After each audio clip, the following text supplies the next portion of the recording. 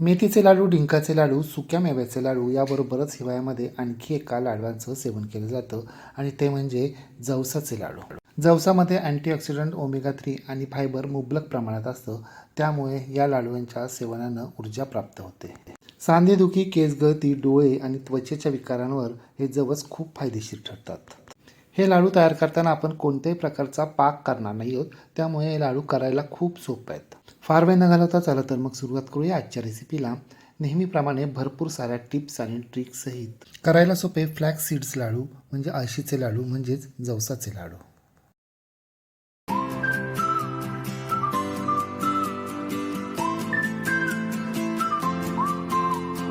जवसाचे लाडू करण्यासाठी हे पहा, इथे आपल्याला एक मोठी वाटी म्हणजे साधारणपणे पाव किलो निवडून साफ करून स्वच्छ करून घेतलेले जवस घ्यायचे. आता गॅसवर एक जाडबुडाची कढई गरम करण्यासाठी ठेवायची. कढई गरम झाली की त्यामध्ये आपल्याला हे जवस घालायचे आणि हे जवस आपल्याला लो टू मीडियम म्हणजे मध्यम ते बारीक आचेवर एकसारखे हलवत राहायचे. आणि लक्षात ठेवा, जवस आपल्याला एकसारखे हलवत राहायचे, मध्ये अजिबात थांबायचं नाहीये, कारण जवस लगेच करपले जातात. म्हणून जवस आपल्याला मध्यम ते बारीक आचेवर एकसारखे हलवत राहायचे. आणि हो, जवस जर कमी भाजले गेले ना तर आपले लाडू चिकट होतील आणि जवस जास्त भाजले गेले तर आपले लाडू कडवट होतील.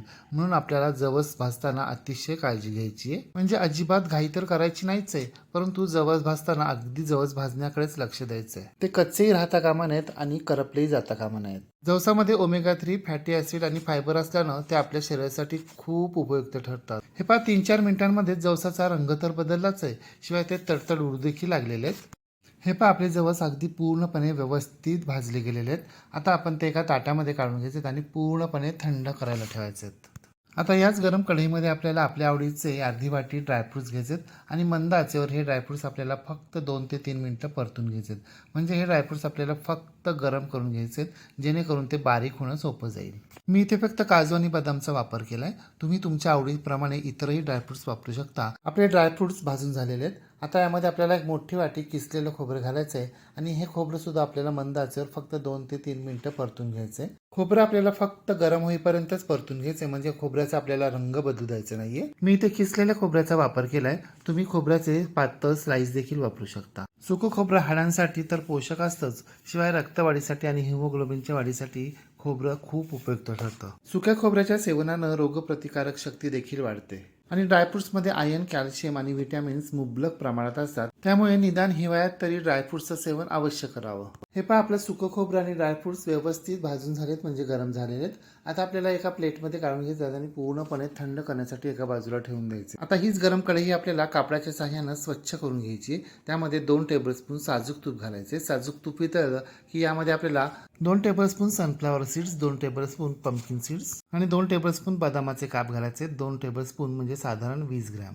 सनफ्लॉवर सीड्स म्हणजे सूर्यफुलाच्या बिया हाडांसाठी तर पोषक असतातच, शिवाय या बिया खराब कोलेस्ट्रॉल कमी करतात, त्यामुळे त्या हृदयासाठी तर खूप फायदेशीर आहेत. या तेल बियांमध्ये फायबर भरपूर असल्यानं पचन क्षमता सुधारते आणि आपोआपच पोट साफ होण्यास मदत होते. आणि या बियांच्या सेवनानं स्ट्रेस देखील कमी होतो. पंपकिन सीड्स म्हणजेच लाल भोपळ्याच्या बिया खराब कोलेस्ट्रॉल कमी करतात आणि चांगलं कोलेस्ट्रॉल वाढण्यास मदत करतात. आणि यामध्ये फायबर आणि अँटीऑक्सिडंटचं प्रमाण जास्त असल्यानं हृदयासाठी ते फायदेशीर ठरतं. एकंदरीतच डायबिटीज, हृदयरोग आणि वेट लॉसच्या दृष्टीनं या सर्व तेलबिया खूप उपयुक्त ठरतात. शिवाय आपण हे ड्रायफ्रुट्स आणि तेलबिया साजूक तुपामध्ये खमंग तळून घेतल्यानं त्या क्रंची होतात आणि लाडू खाताना दाताखाली आल्यावर खूप छान वाटतं. आपले सर्व जिन्नस साजूक तुपामध्ये अगदी खमंग व्यवस्थित भाजून झालेले आहेत.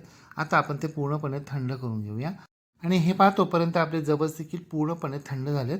आता मिक्सरच्या छोट्या चटणीच्या भांड्यामध्ये आपण हे जवस बारीक करून घेऊया. परंतु जवस बारीक करताना मिक्सर आपल्याला एकसारखा फिरवायचा नाहीये, तर बटन थांबून थांबून फिरवायचे, जेणेकरून आपली जवस पावडर चिकट होणार नाही, त्यांना तेल सुटणार नाही. हे पहा, आपले जवस बारीक झालेत. आपल्याला हे जवस खूप अगदी फाईन बारीक करायचे नाहीयेत. म्हणजे आपण धने जिरे पावडर कशी खूप बारीक करत नाही, थोडीशी भरड ठेवतो, त्याप्रमाणे आपल्याला हे जवस बारीक करून घ्यायचे. आपले जवस अगदी आपल्याला हवे तसे व्यवस्थित बारीक झालेले आहेत. आता आपल्याला ते ताटात काढून घ्यायचे आणि याच मिक्सरच्या भांड्यामध्ये आपल्याला आपण भाजून घेतलेले ड्रायफ्रुट्स आणि सुकं खोबरं घालायचं आहे आणि ते सुद्धा बारीक करून घ्यायचं आहे. म्हणजे आपल्याला हे जिन्नस खूप बारीक करायचे नाहीयेत, तर आपण जवस कसे भरड बारीक केलेत त्याच्यापेक्षाही जाडसर आपल्याला हे जिन्नस बारीक करून घ्यायचे आहेत. हे पहा, आपले सर्व जिन्नस बारीक करून झालेत, म्हणजे त्याची भरड झाली आहे. आता ही भरड आपल्याला आपण जवस बारीक करून घेतलेत ना त्याच्यावर घालायची आणि व्यवस्थित मिक्स करून घ्यायची आहे.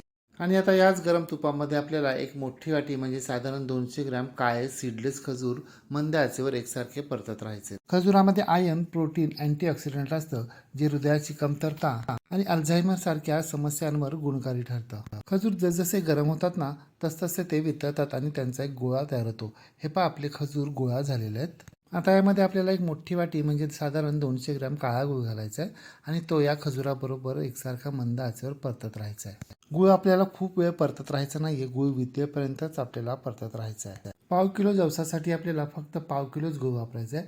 तुम्हाला जर इतकं गोड आवडत नसेल तर तुम्ही गुळाचं प्रमाण थोडंसं कमी करू शकता, परंतु यापेक्षा जास्त गुळाचा वापर आपल्याला करायचा नाही कारण आपण खजूर देखील वापरलेत.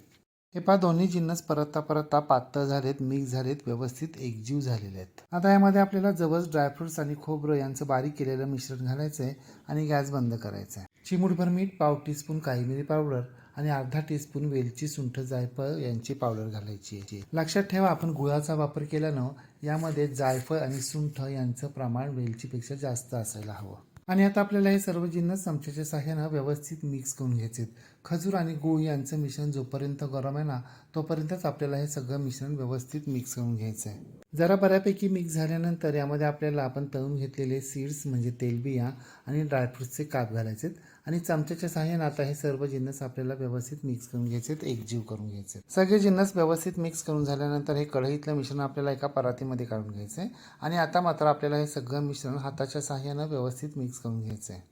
व्यवस्थित मिक्स करून झाल्यानंतर यामध्ये आपल्याला पाव टीस्पून काळं मीठ घालायचं आहे आणि ते सुद्धा व्यवस्थित मिक्स करून घ्यायचं आहे. आपलं मिश्रण अगदी व्यवस्थित मिक्स झालं आहे, एकजीव झालं आहे. आता आपण याचे लगेचच लाडू वळायला घेऊया.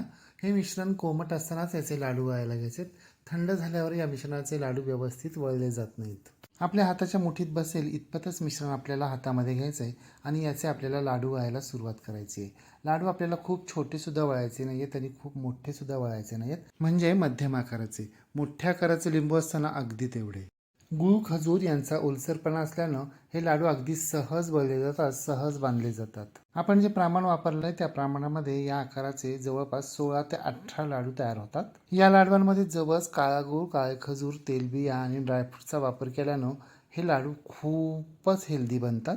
स्वादिष्ट तर ते असणारच आहेत. याआधी सुद्धा आपण हिवाळा विशेष गोकाक प्रसिद्ध करदंत, कारळ्याची चटणी, मेथीचे लाडू, लाल भोपळ्याचं सार, टोमॅटोचं सार, अहिवाची गुळपापडी, आवळ्याचा मुखवास, कुळथाचं माडगं, अहिवाचे लाडू, अहिवाची खीर, बाजरीची खिचडी, मेथीदाण्यांची खीर, मिक्स व्हेजिटेबल सूप, गाजराचा हलवा या आणि अशा अनेक रेसिपी पाहिलेल्या आहेत. या रेसिपी जर तुम्ही अजूनही पाहिल्या नसतील तर त्या नक्की पहा. मग तुम्ही सुद्धा या हिवाळ्यामध्ये अशा प्रकारे जवसाचे पौष्टिक लाडू एकदा तरी करून पहा व कसे झाले ते कमेंट बॉक्समध्ये मला नक्की सांगा. रेसिपी आवडल्यास लाईक, शेअर, कमेंट करायला विसरू नका. आणि हो, तुम्ही जर अजूनही गृह विष्णू किचन चॅनलला सबस्क्राईब केले नसेल तर प्लीज नक्की सबस्क्राईब करा. शेजारील बेल आयकॉनवर प्रेस करा, ऑल सिलेक्ट करा, म्हणजे माझ्या नवनवीन रेसिपींचे नोटिफिकेशन तुमच्या मोबाईलवर येतील. पुन्हा भेटूया अशाच एका नवीन रेसिपीसह. तोपर्यंत नमस्कार व रेसिपी शेवटपर्यंत पाहिल्याबद्दल धन्यवाद.